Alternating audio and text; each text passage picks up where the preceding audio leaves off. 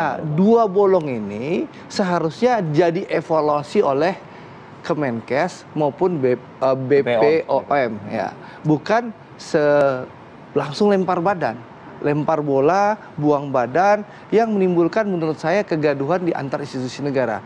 Sebenarnya siapa yang kemudian harus bertanggung jawab? Apa akar masalah dari 178 anak yang sudah meninggal dunia begitu saja dengan diklaim gagal ginjal akut misterius ini? Betul. Nah, bersama kita pagi ini sudah ada Andre Rosiade, anggota Komisi 6 DPR RI dari fraksi Partai Gerindra. Selamat pagi, Bang Andre. Selamat pagi. Sehat? Alhamdulillah, Fadil dan Maria. Saya juga ingin bertabayun sebetulnya dengan Andre Rosiade karena pernyataan Andre Rosiade ini kemarin cukup mengundang perhatian publik dan media. Komisi 6 ini kan membawahi industri dan juga persaingan usaha.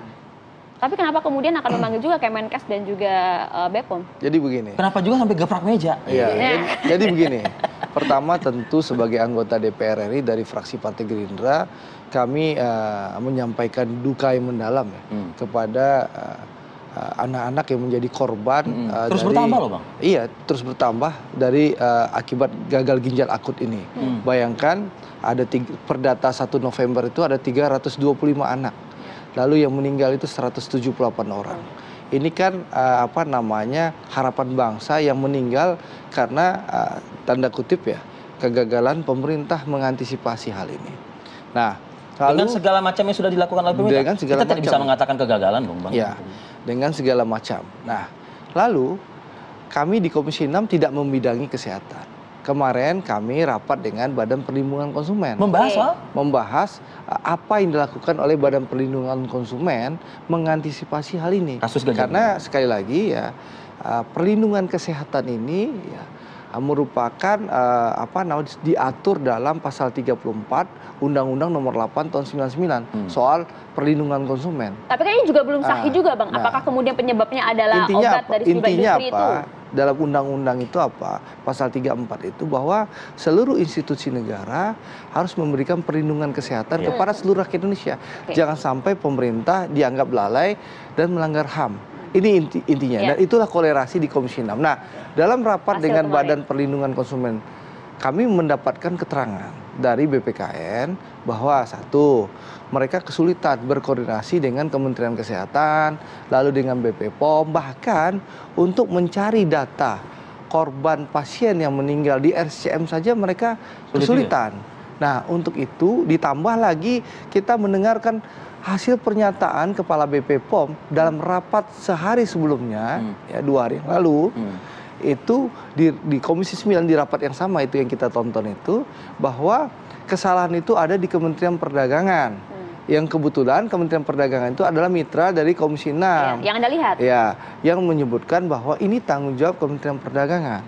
Ya, karena membiarkan impor dari propilen glikol itu maupun polietilen glikol itu. Nah, padahal ini kan kimia umum. Kementerian Perdagangan tidak pernah mengeluarkan persetujuan impor. Jadi importer itu cukup membawa API saja dan APU atau APP untuk mengimpor hal ini. Karena PG dan PEG ini kan juga dipergunakan untuk industri cat dan tekstil dan bukan industri farmasi. Nah, sebenarnya kan kalau kita jujur ada bolongnya hukum di BPOM, dasar hukum. Kalau tidak salah nanti Pak Sahril bisa jelaskan, ada peraturan BPOM nomor BPOM, Bang. Ya, BPOM. Ya, kan nggak mitra kita, jadi nggak hafal itu. Ya, BPOM itu peraturan nomor 24 tahun 2017 yang menyebutkan bahwa tidak ada uji kualitas bahan baku ya bahan penolong itu, yaitu, dan juga tidak ada uji cemar dari obat atau produk jadi yang sudah dihasilkan. Itu ada lubangnya. Itu bolongnya. Nah, dua bolong ini seharusnya jadi evaluasi oleh Kemenkes maupun BPOM ya, bukan langsung lempar badan, lempar bola, buang badan yang menimbulkan menurut saya kegaduhan di antar institusi negara. Nah, ini yang menyebabkan kami di Komisi 6 sudah menjadi catatan rapat kesimpulan untuk mengusulkan kepada pimpinan DPR, minta izin kepada pimpinan DPR agar diizinkan rapat gabungan Komisi 6 dengan Komisi 9 agar kita bisa mengundang Menteri Perdagangan, BPOM, lalu Kementerian Kesehatan, bahkan Badan Perlindungan Konsumen untuk rapat bersama, untuk mengurai masalah, mencari solusi yang terbaik sehingga hal ini tidak terjadi lagi. Tidak saling tuding. Tidak saling tuding. Ya, kita ingin ini 178 orang dan kemungkinan bertambah luar biasa. Nah, pemerintah begitu cepat menghadapi kejadian tragedi Kanjuruhan. Ya, ini jumlahnya lebih besar. Ya, dan penyebabnya juga menjadi pertanyaan sebenarnya, Bang. Lebih besar, dan ya, berujung Kongres luar biasa PSSI. Nah, bagaimana ini tidak ada tanggung jawab dari pejabat pemerintah? 178 ini tragedi. Ya. Kalau membaca rilis yang dikeluarkan BPOM, ada lubang hukum sebenarnya, aturan yang kurang dari peraturan BPOM yang saya sampaikan tadi nomor 24 kalau tidak salah tahun 2017, bahwa ada 2 celah. Yang pertama, tidak ada uji kualitas dari bahan baku pendukung. Ya. Tidak ada uji kualitas? Iya, nanti tolong Pak Saril. Tidak ada atau tidak dijalankan, Bang? Tidak ada. Jadi tidak ada kewajiban uji kualitas. Jadi selama ini obat itu untuk bahan baku pendukung. Bahan baku pendukung ya, bukan bahan baku utama ya. Bahan baku pendukung ya. Yang kedua, tidak juga ada kewajiban. Ini dari liris yang saya baca ya. Itu kan dikonsumsi oleh masyarakat. Tidak ada juga kewajiban untuk uji cemar ya dari bahan obat jadinya.